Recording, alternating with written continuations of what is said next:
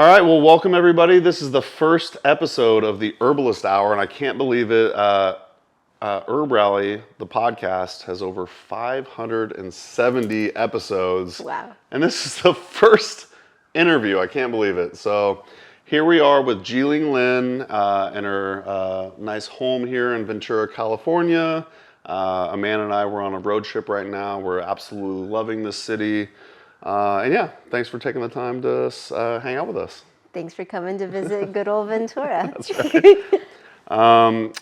So what we're going to do here today is we're going to do some of our Ask an Herbalist questions, which basically for the audience, that's questions that we received from you all. What would you like to ask your favorite herbalist? So we received just a ton of submissions, and we kind of compiled them down to about 20 questions or so, and then we picked our favorites to ask you. But in the meantime, what we're going to do is kind of get to know Jiling a little bit better. And me personally, I'm just curious, how did your childhood play into becoming an herbalist? And selfishly, I kind of want to know because I worked with you through Mountain Rose Herbs, and you worked with us on one of our first, was it the first journal? Maybe the very first journal. It was the first journal, yeah. And I just really appreciated your article on urban foraging. So I kind of want to just hear about your introduction to herbalism via maybe your family and just urban foraging and that kind of thing. Yeah. If that makes sense. Thanks, Mason. Well, thanks for having me on for the inaugural Herbalist Hour. There you go. With HerbRally. So glad to be here. My family immigrated to the U.S. in the 80s, and so I'm first generation Taiwanese American, and it's really interesting growing up within a Taiwanese household within a predominantly white neighborhood and having these Taiwanese cultural traditions at home, speaking Chinese only at home, and then going to school and speaking English only at school, and having this really different mishmash of cultures in growing up. So we had a little garden growing up. We went hiking quite a bit. We would take walks after most meals in the evening time. Usually take a walk before settling in for the night. Played outdoors a lot and was kind of restless. So I was required to complete my homework before I could go play outside, and would play outside until it got dark and it was time to come in for supper. And my mom liked to do the gardening, and on our walks around town in the evening time, we would notice what was growing in the trees and notice what plants were growing around us and notice fruit, which was the topic of that article that you spoke to with the first Mountain Rose journal, called Fruiting Beauty, and in reference to finding and foraging fallen fruit in urban landscapes. And that came from experiences growing up, which my parents are still doing in the same town that I grew up in. So they've been there now. I'm in my mid-30s, so they've been there for almost 40 years now. So very familiar with all the fruit trees and very familiar with everything that's growing around.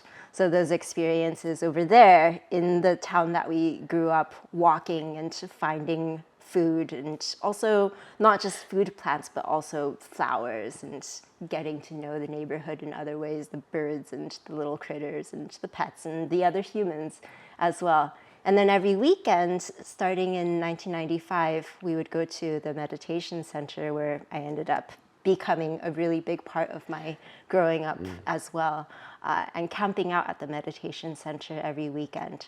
So that was more in the desert area of Southern California. And in camping out every weekend, really got to know that environment too. Lots of running around in the desert hills and cavorting in the hills with other children and making up games and stories, and telling stories about the stars, telling stories about the hills, chasing after lizards, and picking plants, not knowing what they were, rubbing them in our hands and smelling our hands and making up stories and making up brews and all kinds of fun Did you say things. making up brews? Yeah. Okay, what kind of brews?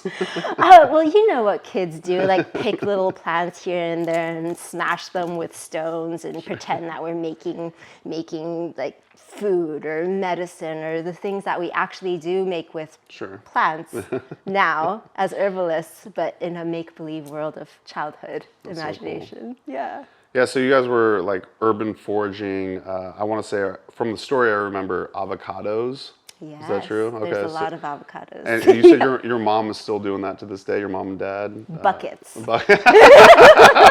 Buckets. When it's the season, buckets. Yeah.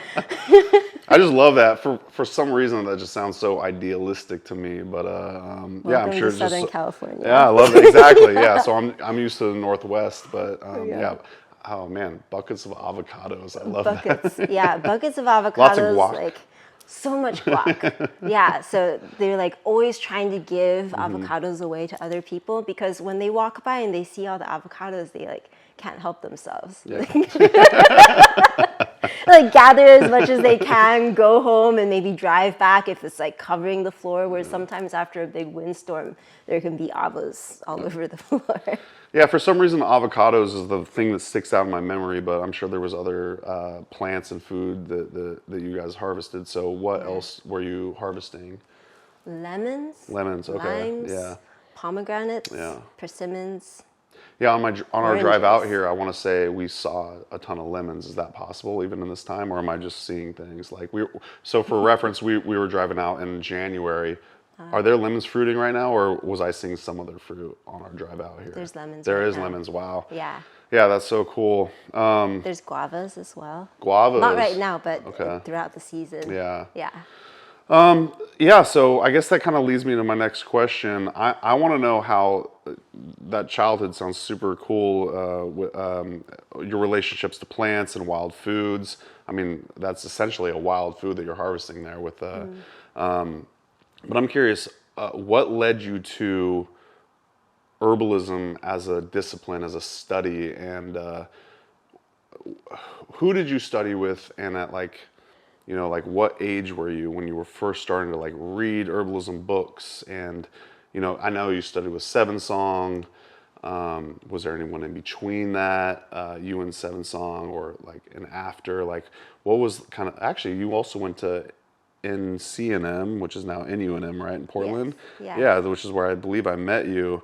Kind of what led you to herbalism as like a profession and a discipline? How far back do you want to go? I want to start at the very beginning. Oh gosh. From avocados to Seven Song to NUNM, or At the very beginning? Come on, Mason, it's late. how about this? Whatever we got time for. Whatever we got time for. All right, let's see how Yeah. I can make this succinct. Sure. So I went to college for art. Okay. My major was in art. Okay. Yeah, and during art school, I got really into photojournalism, and my plan was to enter into the world of newspaper photography and set my sights for National Geographic, like adventures and photography and storytelling, all about it. Mwah. But right after graduation, I had this big climbing accident. I broke both of my wrists. The left side of my face got scraped off, fractured my skull, fractured my chin, like all kinds of lucky to be here kind of accident. So after that accident, obviously I couldn't hold a camera for a bit and went into this big existential crisis. Like, who am I? What am I doing? Why am I still here? Like in so much pain that I couldn't walk. Like something I really took for granted. Like, oh, I could go on adventures. I can do whatever I want to do. The world is my oyster. I can do anything. I'm young. I just graduated from college. I'm intelligent. I could do anything. And so suddenly not being able to do my profession, can't even go for hikes, very difficult. So eventually, after what felt like a really long time, but actually was a pretty fast recovery, I was 20, so fast recovery, went back into photojournalism, working for a newspaper, and just like, it wasn't, the fire was no longer there. yeah, or the fire that I originally experienced and felt was there was no longer there. And so I started traveling around the country, hitchhiked around the country, went from farm to farm, and eventually found myself in Connecticut doing outdoor education, teaching outdoor education classes for a school called Great Hollow Wilderness School. And in teaching the outdoor education, actually before that outdoor school, there was another outdoor school in Utah, there was another outdoor school in Wisconsin. Like, I got more into the outdoor school thing and got into plant medicine. But in Connecticut, there was, I can't remember his name right now, but my nickname for him was Plant Man.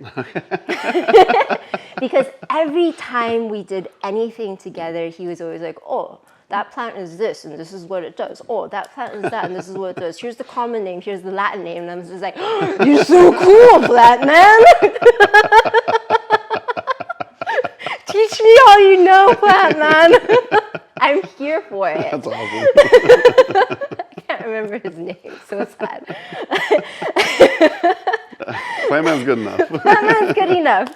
Yeah, and started learning more and more about plants. And after that summer working at Great Hollow, left Connecticut, came back to Connecticut because of a sweetheart, and at a women's circle met an herbalist.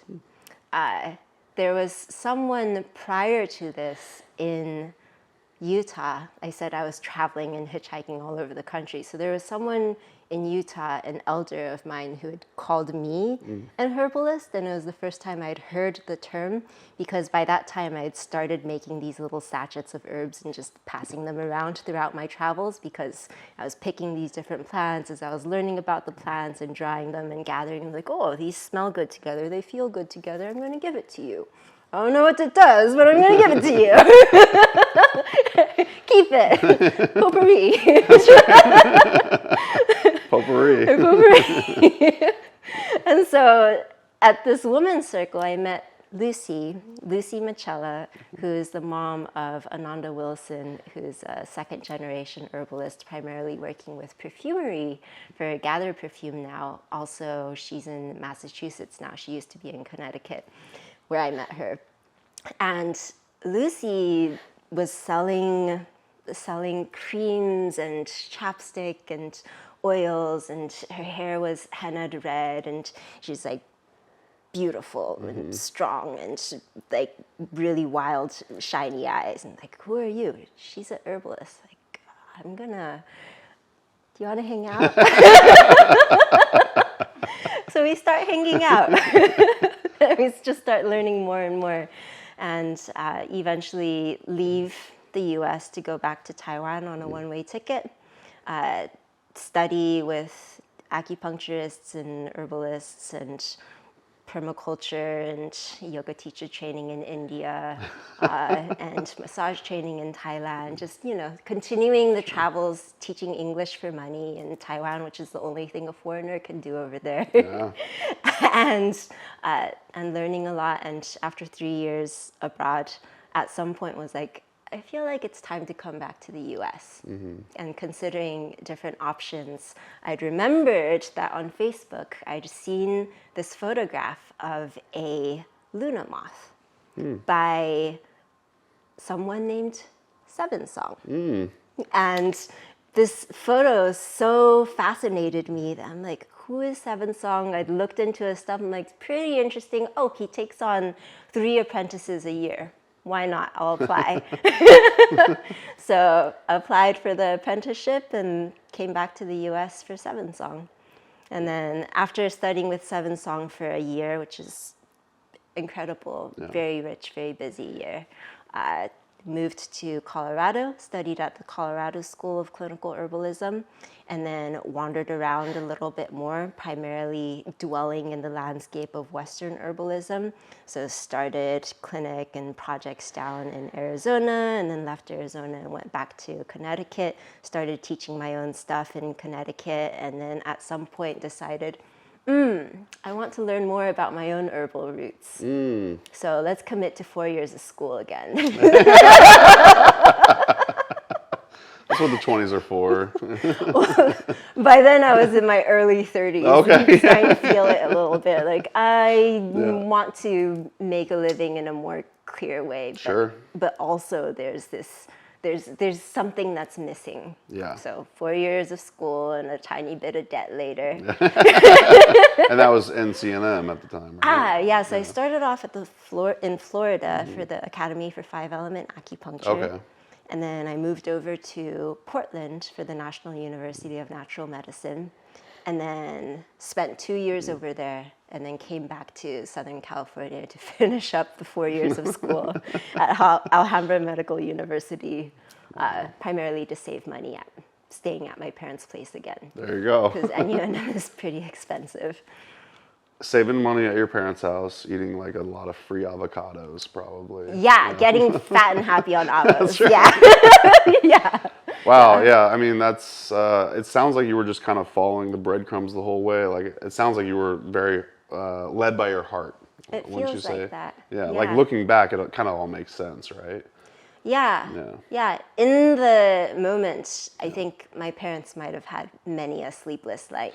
I bet, Yeah. you know, but I bet you kind of knew maybe what you were doing, or I think I was having a great time. I bet. I don't know if I knew it. I didn't know what I was doing. No, I was having a good time. Yeah, that's really cool. It sounds like you had a lot of different experiences, lots of different teachers, and I think it kind of created this like well-rounded approach to how you do your herbalism now. It feels like it. Yeah. Yeah. I think the journey reflects my current approach. Like my current approach feels like there's Western herbalism. Sure. There's Chinese medicine. There's embodiment practices. There's outdoor education. Like it's all woven in, and I feel like I have a nice sack of options for the different people that I get to work with. Yeah, and just before we came over today, you were practicing acupuncture. Right? Yeah. That's really neat. I love hearing that. It's so cool. There's so many different ways that you can make a living as an herbalist. Yeah. Yeah. I think that's really neat. Thanks for sharing that. You're welcome. Did you want to answer any of these Ask an Herbalist questions? Let's go. And just kind of rip on that for a little bit. Yeah. So again, these were submitted by the audience, and I'm curious. Amanda and I were curious. So here we go. What is your favorite resource for learning herbalism, or some of your favorite resources for learning herbalism? My favorite resource is what we call dirt time. So what that means is spending time outside, spending time with the plants in their natural environment. One of my early teachers, Doug, in Utah, New Mexico, somewhere in the desert southwest, New Mexico, Doug in New Mexico, whose last name I can't remember. But he learned a bunch simply by being outdoors. And that I remember when I first started learning, and that was in the desert, there's Lirea tridentata or chaparral, and like approaching chaparral with my eyes closed under the guidance of a different teacher, Dave Holliday, and just like extending hands and feeling for the fingers, the little leaves of the Lirea tridentata, and feeling those leathery leaves, and like following the arms of the Lirea up and feeling that wiggly arm, like you know what Lirea looks like, right? Sure, yeah, we were just hanging out with Lirea and Howie and Christina's house, Yeah, so just feeling that, and like feeling the stickiness of the leaves and smelling that scent, and just getting this full embodied experience of this plant before reading books, before talking with other people, like if possible getting to know this plant in this full-bodied way. So that's my favorite way to get to know the plants, and that was my initial way of getting to know the plants. When it comes to Chinese herbalism though, there's some of these plants that I have never met in person. In its live, in the flesh form, in its native environment. And the question was around how some resources for getting to know plants. So in that way, I love listening to podcasts. Yeah. So Mountain Rose puts on some really great podcasts. Y'all put on some really great podcasts. Free resources in Thank that you. way.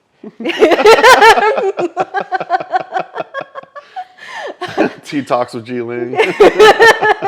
You're welcome. That's right.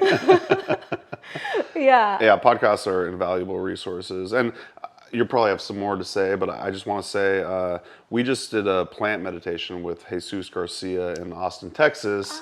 And it's so, it's interesting because, yeah, you always want to think about like the books you read or the websites or the podcasts. And I'm glad that you started with like your personal experiences with the plants. Yeah. Because like I said, we did a plant meditation with him, and I was just like kind of sitting there and like kind of rooting down and like listening to the plant meditation and feeling it. And like we were specifically focusing on it was called the wild dogga. Do you know that plant? It's it's in the mint family. I can't remember the specific genus, but it was just really interesting to kind of feel the energetics of that particular plant without essentially knowing anything about it. So it was really cool, and I love that you kind of start your resources recommendation with kind of just sitting with a plant, if I interpreted that correctly. Absolutely. Yeah. That reminds me of Paul Bergner's Learning Wheel. I think it's in the South sits the personal experience piece. In the West sits the intuition piece, which plant meditation would fall somewhere between that West and South place of personal experience and intuition. Up in the North are botanical ancestors, like what comes from history, what's been written down by Culpeper and Shanong and all these herbal ancestors that we've got. And then over in the East comes science and all this new technological stuff that we've got in the modern age. It plays a part. So it's this well-rounded way of looking at how do we come to learn. Like we've got all these different resources, but the most accessible way is like, this is my body, this is how I experience things. Like I can read all I want. There's so much information right now. How not to get overwhelmed, just root back into what's present. I love that. Yeah. So I didn't want to cut you off. We got experience and podcasts. Did you have other ones you wanted to recommend, or books? Books. Yeah. There's so many herbal books though. Sure. More and more. Yeah.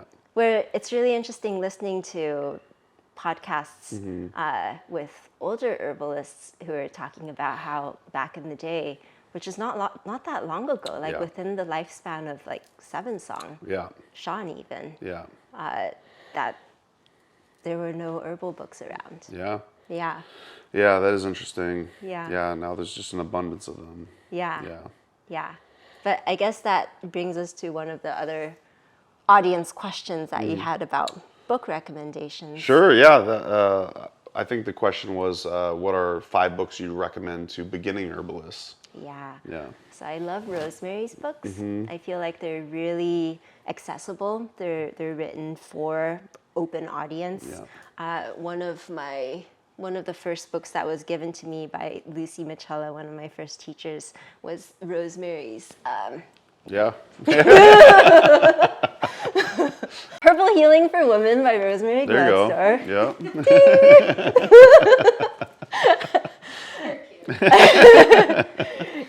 Should I just run in and out? Oh, that's a good one. This one, for the beginner who likes big words, medical herbalism with David Hoffmann.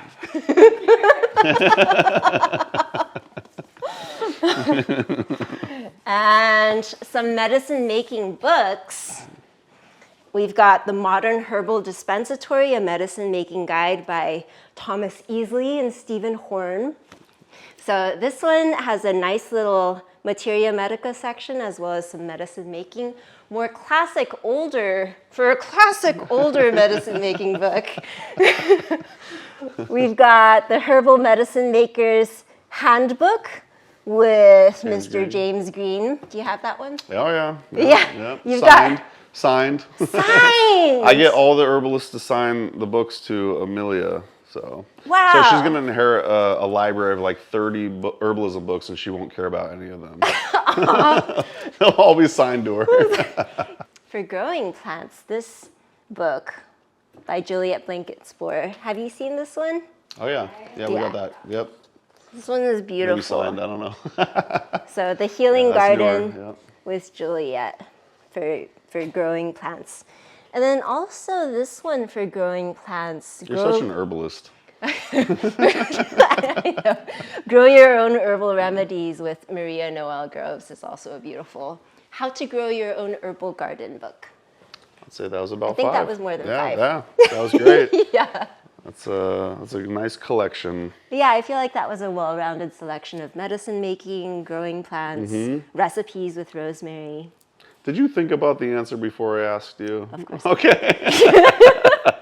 Well, also that's a commonly asked question. Yeah, that's true. That's a very standard, yes, run-of-the-mill question. Yeah. Ooh. What's your favorite way to introduce children to herbalism? Yeah. So I actually just wrote an article about this. Nice. Yeah, so that'll be coming out in spring. Actually, I'm not sure when it's. I think it's coming out in spring. Is that going to be on your website or? That's going to be on the next Mountain Rose Nice. journal. Okay, cool. Yeah. Sweet. We'll link to that for sure. Yeah, it's called Playing with Plants. Okay. Botanical games practices for children. Sweet. I think that's the name that we settled on. Okay. I can't remember. There's a lot of back and forth with Sure. the editor. I know the drill. You know the drill. Yeah, so with kids. So for one kid, it's different if you have one child as opposed to with a group of children. But one of the first things that I love to do is making up the name of a plant. So for example, let's say we're walking into a place and there's, I like to begin with toxicodendron, the poison ivy. So let's say it's a kid that's never met poison ivy before, even if you're with a group of children who some of the children know poison ivy, I'll just preface it with, hey, so if you know this plant already, don't give it away. Let other people have a surprise.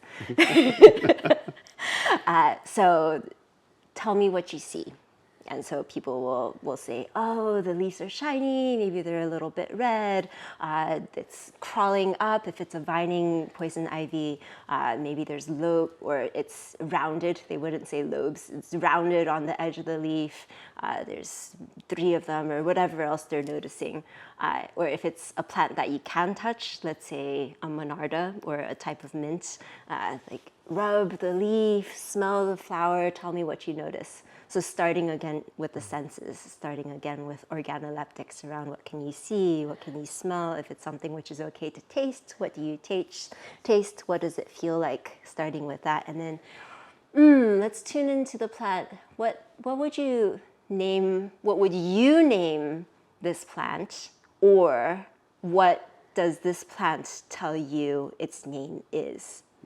So first either coming up with the name for a plant or intuiting the name for a plant before opening up the books and discerning, okay, this plant is poison ivy, toxicodendron radicans in the Anacardiaceae, blah, blah, blah, blah, blah. Like first coming to their own relationship with, and maybe making up a story like, oh, what kind of secrets does this plant tell you about it? Or what do you feel when you're sitting next to this plant? Oh, I feel excited. I really want to touch it. So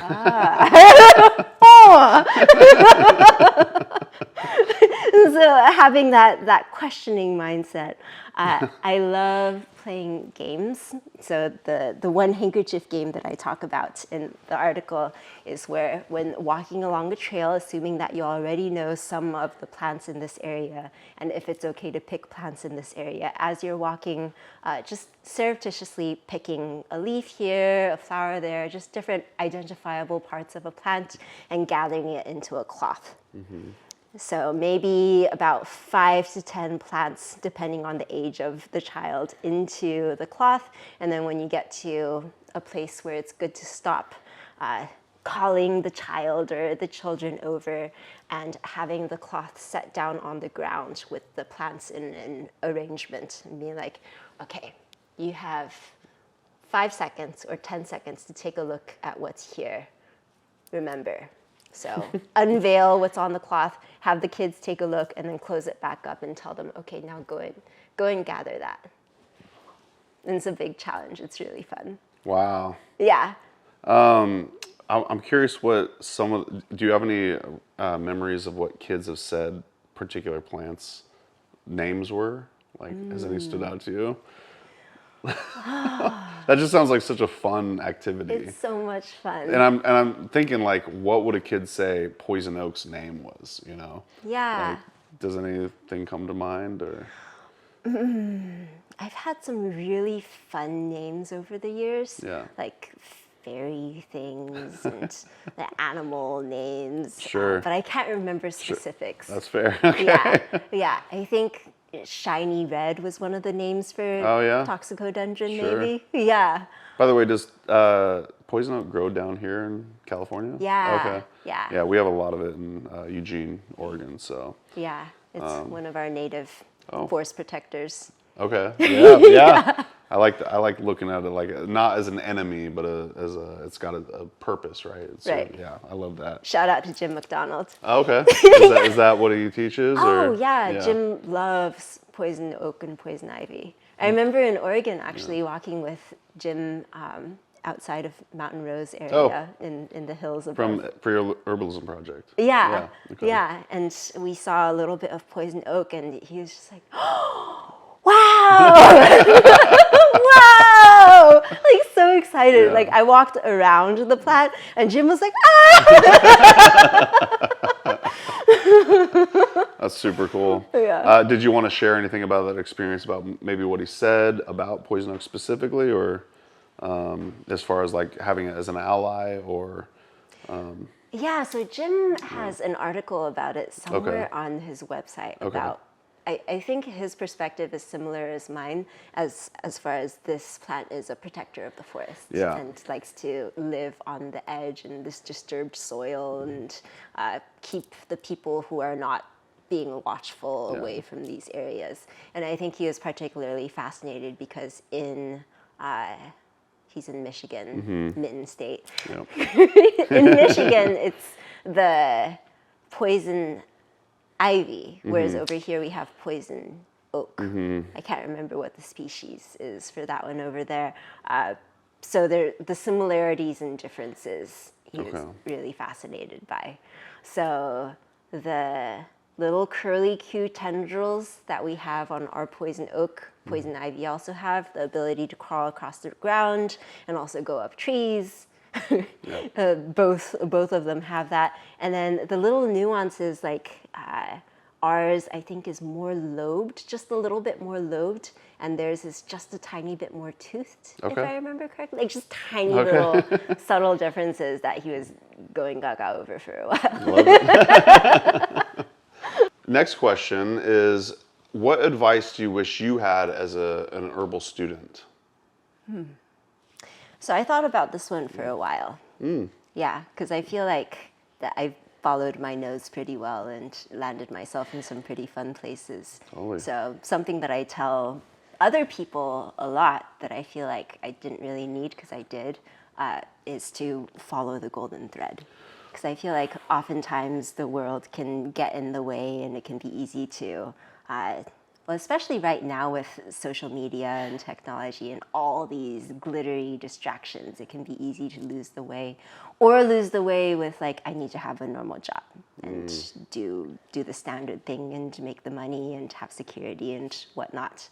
However, on a personal level, I wish that I knew more about organization of materials and ideas prior to my entire education. Like, I wish I learned this in high school before entering college. And then now as an herbalist and a clinician and a teacher too, I wish I had better organization of my previous educational experiences.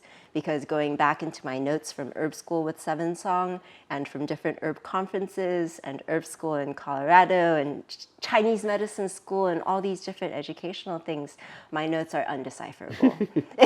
They're useless. Like all these hours of being in school, it's all within me, but all the stuff that I have on paper is gathering dust and probably eventually just going to get recycled.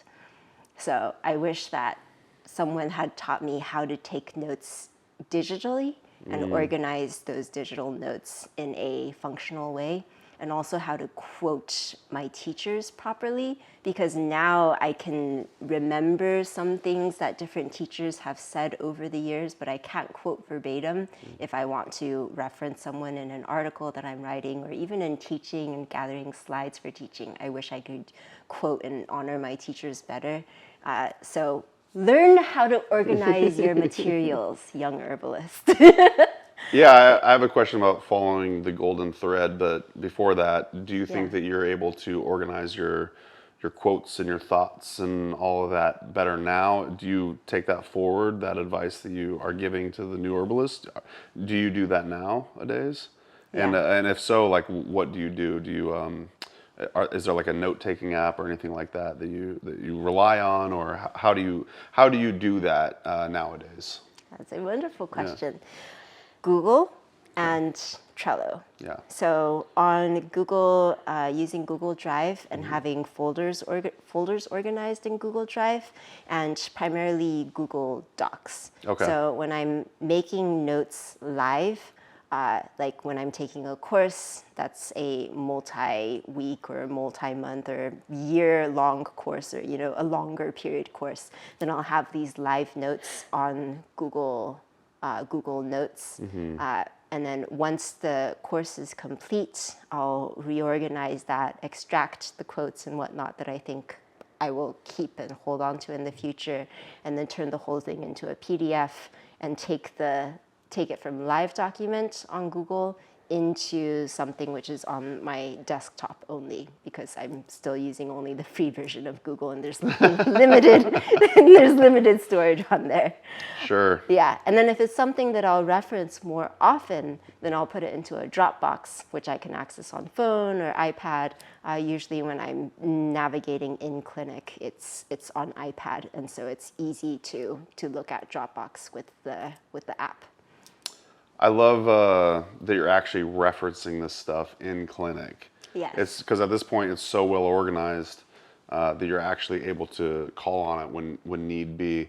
And again, I still want to get to the golden thread thing, but so you are I know you're an acupuncturist, but you're actually a practicing herbal clinician as well. Yes. Okay. Cool. Yeah. Nice. Yeah. So there's clinical work, which includes acupuncture and herbalism, and then lifestyle medicine, which includes yoga and movement and food and life. And then there's the teaching part, so clinic and classes. Yeah, you're using all of, like, every step of your journey, you're using that. I love that. That's the hope. So I don't know if you know this or not, but my Instagram account and my Facebook account both say in the bio, says following the golden thread. Oh, wow. Did you know that? I never noticed. Yeah, so that's something that I've lived by for probably at least 10 years now. It's been like one of my core philosophies. I actually got it from Stephen Herod Buhner. So I'm just curious where you heard that term, because when I actually got to meet him in Portland at NCNM. Wow. He came and spoke there once, and so I went and saw him. He said that to me, and I was just like, I was like, oh, that resonated with me so much. And I'm just kind of curious where you got that term from and how it kind of applies to your life. Oh, I love that. That came from Stephen. Yeah. Yeah. Stephen Yeah. just passed. Yeah, I did. Yep. Yeah. Yeah. Yeah. So blessings to Stephen's passage.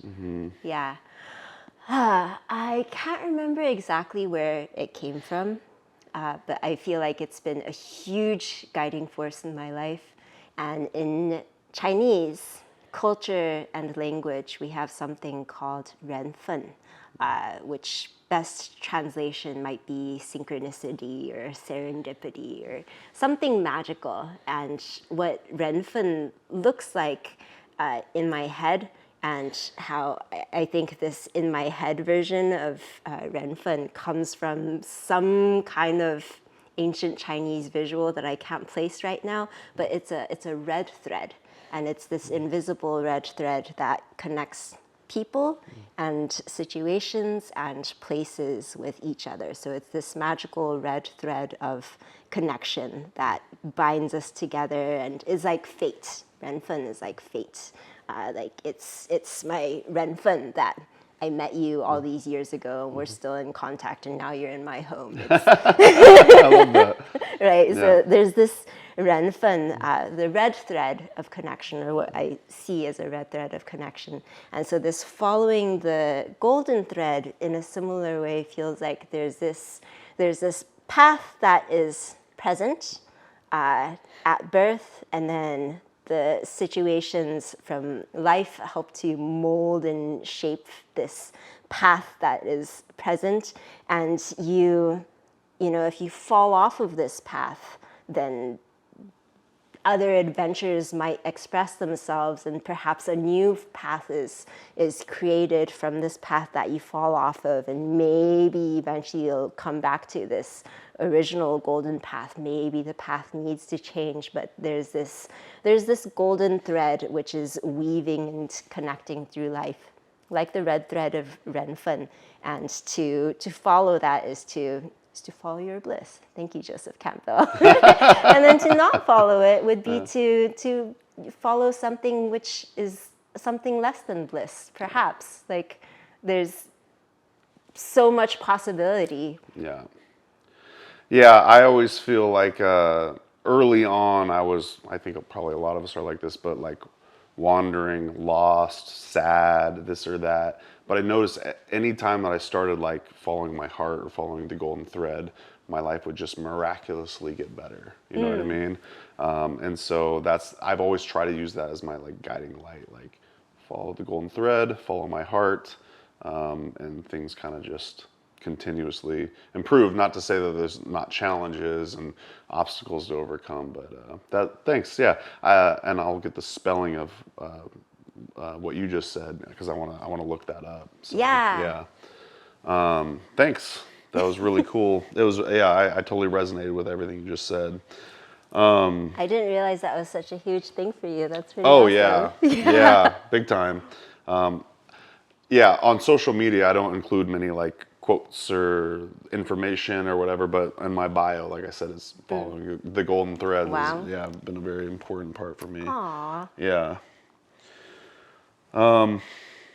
Moving right along. Yeah.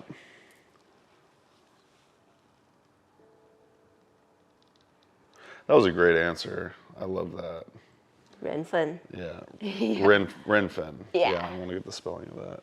I like spelling stuff. Good. Especially when it's a different language that's not. That's true. Not yeah. Roman. Yeah. Yeah. So what's the one thing you do daily to practice your craft?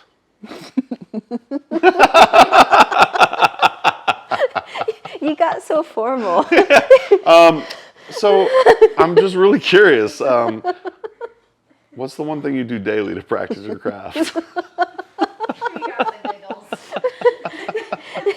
So, Jiling. The one thing that I do daily to practice my craft, I drink tea every morning. Love that. Right here. Yeah. Yeah. Same spot. Same spot. Very I mean, cool. unless I'm traveling. Yeah. Yeah. Yeah. But every morning I have tea. It's very cool. Yeah. So the tea practice changes a little bit over time, but it's this consistent relationship with Camellia sinensis and different preparations of Camellia sinensis. So one plant. My favorite is pu'er. Me too. Yeah, Yeah. that one sits really well with me. Yeah, that's the kind of like funkier fermented Camellia sinensis green tea. Yeah, I used to drink a lot of that when I worked at Mountain Rose Herbs. That was one of my favorites. Right now we're drinking peace tea. Yes. So what you're saying is in the mornings you're always drinking Camellia sinensis, a green tea of some sort. Pretty much, unless my belly's not feeling good and Sure. I need something a little gentler. Yeah, so do you drink coffee? No. Never. No, Okay. my hubby makes espresso in the morning times, and he'll let me have like teaspoon. Okay, that's enough. Yeah, there is something different about green tea caffeine and coffee caffeine that I notice. Definitely. And where were we?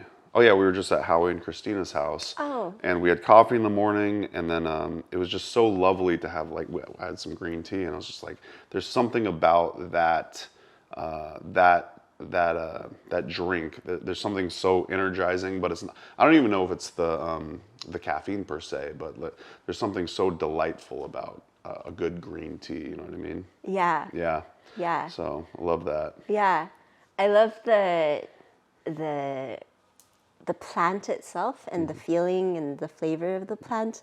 And I also love feeling this relationship with all the history that comes along with this plant. Yeah. Yeah, there's the story of Shen Nong, one of the godfathers of Chinese herbalism, and how he's strolling in the garden, and Camellia sinensis happened to fall into his bowl of hot water, and he whiffed the scent and was enamored by the scent, and took a sip and was further enamored, and thusly discovered tea, cha. Love that. Right? So that's Shen Nong, and learning about tea and all this history with drinking tea. That's so cool. Our good friend Giuseppe. Yes.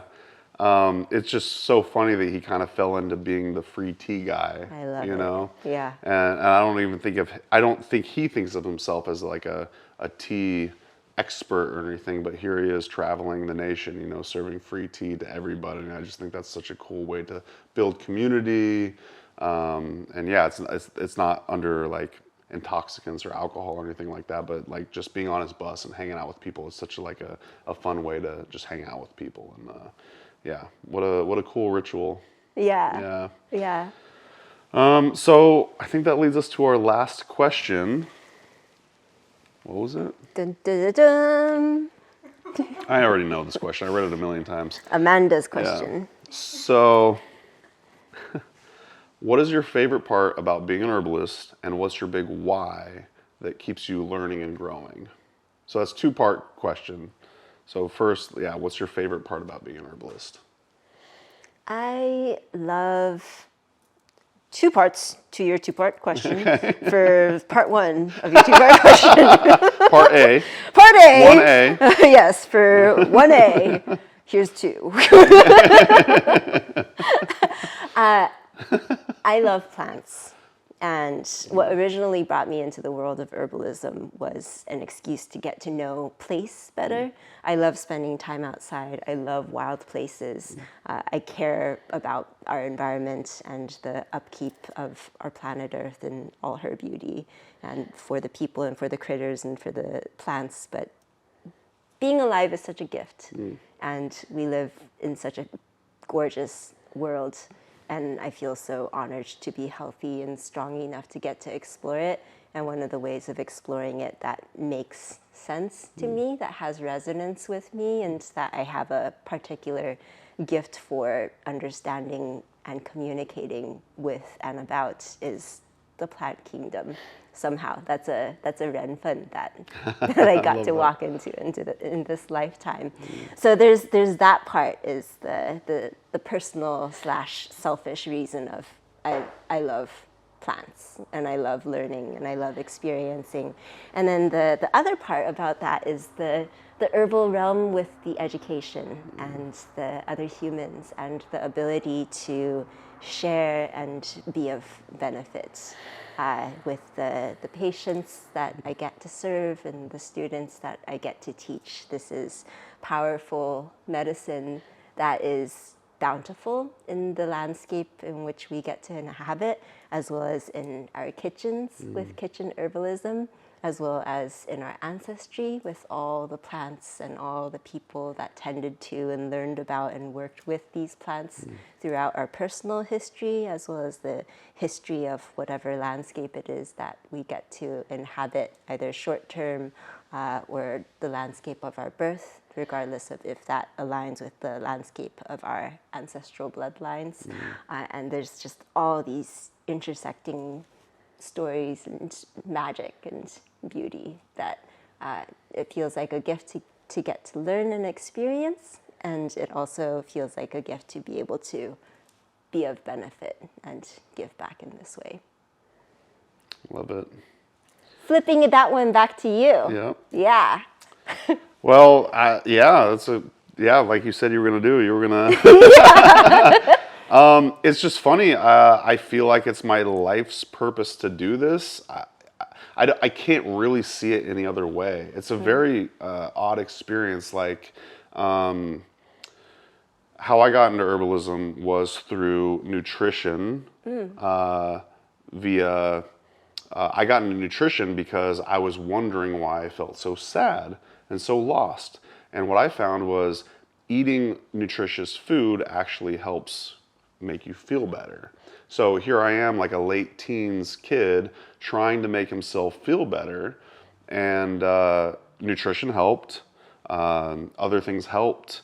And then it's funny how nutrition just kind of led me into this world of plant medicine. You know what I mean? Like they seem to overlap a lot. In fact, I feel like a lot of the herbalists that I have come across are almost borderline nutritionists or dietitians in a way.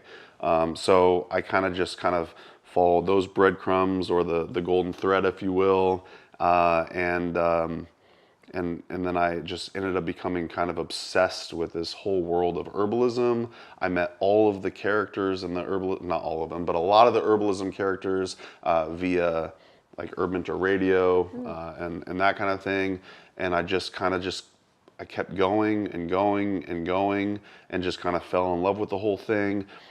I liked adaptogens. I loved TCM and Ayurveda, and I just kind of kept building. And a lot of what I was really into was dried, cut and sifted herbs, which is great, right? But then when I got a job at Mountain Rose Herbs, I saw in the break room a pamphlet for the Columbine School of Botanical Studies. And so I was like, this is what I'm getting goosebumps thinking of it right now. I was like, that's next on my journey.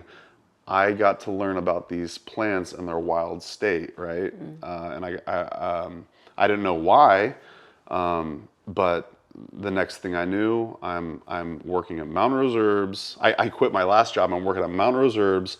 I'm taking an apprenticeship at the Columbine School of Botanical Studies, and I'm spending hours and hours and hours out in the old growth forest in Oregon, learning about these plants and essentially building relationships with them. Whereas, like I said before, I think cut and sifted dried herbs are great, and I love going to apothecaries and stuff like that.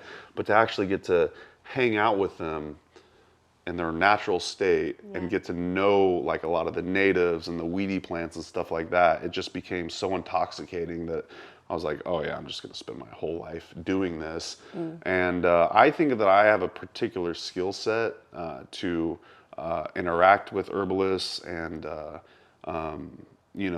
meet a lot of the people doing the teaching. I don't think that that's my particular skill set to do the teaching, but what I want to do is to highlight the people and to introduce the people to the people that are doing all of that amazing teaching, to get people out in the woods and to learn about this way of living. You know what I mean? So I think that that's what I have to offer, and so that's kind of why I do what I do. You know what I mean? So I actually did not meet you at NUNM. Really? I met you at the Traditions in Western Herbal Conference. That sounds right. right. Same year that I met Giuseppe. Wow. And okay. Wolf, and he Kiva. So he had his tea cart at the. He had the tea bus. Edna Lou. Okay. And Ali. Ali was there too. Right on. Yeah. Shout out Ali. Shout out to Ali. Yeah, I remember you at the Mountain Rose Herbs table. Yep. And there was a big pile of lavender. Yep, I knew you were going to say that. Really? Did you remember that? I said lavender in my head right before you said it. Yeah. Oh yeah. I should have said it for proof, but yeah. Yeah, so there was a big pile of lavender there, and we're talking. I'm like gathering stickers, and I'm like, "That's a nice pile of lavender. You want it?" Did I give it to you? You gave it to me. Yeah. And I just thought it was a cool pile of lavender. I wasn't like, "Hey, Mason, that's a nice pile of lavender." Yeah. That's funny. And then you reached out to me out of the blue. Yeah. Really? Yeah, For HerbRally? for Mountain Rose. Oh, for Mountain Rose. Yeah, Okay. hey, do you want to write an article? Wow. Yeah. Okay. Yeah, like somehow you make these connections with people, and then you're able to maintain these connections over time and put people together in these ways that make sense and work out, and somehow maintain connections over time. And what a gift! Yeah. Thanks. Yeah. I don't. That's not my wheelhouse. So we all fit into this herbal puzzle all together in a really think so. Nice way. That's a fun memory. I just have to know. So I reached out to you to do a collaboration with Mountain Rose even before we met in UNM, or was it after UNM? Okay, gotcha. Yeah, okay, after cool. UNM. At the beginning of the pandemic. Okay, wow. Yeah. Yeah, it's all coming back. Yeah, this was when I had first started my website and my messaging thing. JilingLin.com. JilingLin.com. I didn't know how to work it yet. Okay. And you had sent me like 5 messages on my messaging thing. It's like, Jiling hates me. Right, and then you reached out to me on Facebook, and by then I was no longer checking Facebook. Like I just deleted my Facebook and changed to a new thing. And then you reached out on Instagram, but it landed in my spam box. And like eventually I looked at my spam box and I'm like, Mason, what are you doing in there? It's been a while. Yeah. Right on. Yeah. Well, very cool. Sweet. Well, thanks, Jiling. We done? Yeah, I think we're good. It's over? That's gotta be, we gotta keep that.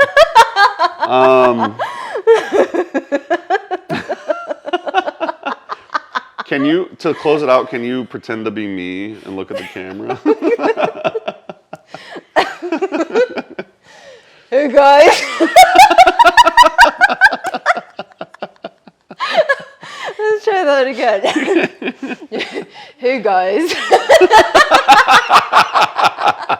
This is Mason Hutchinson with HerbRally.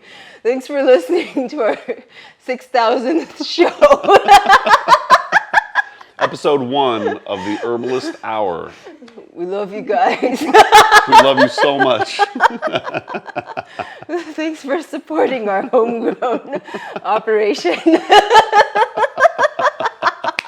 She's a natural.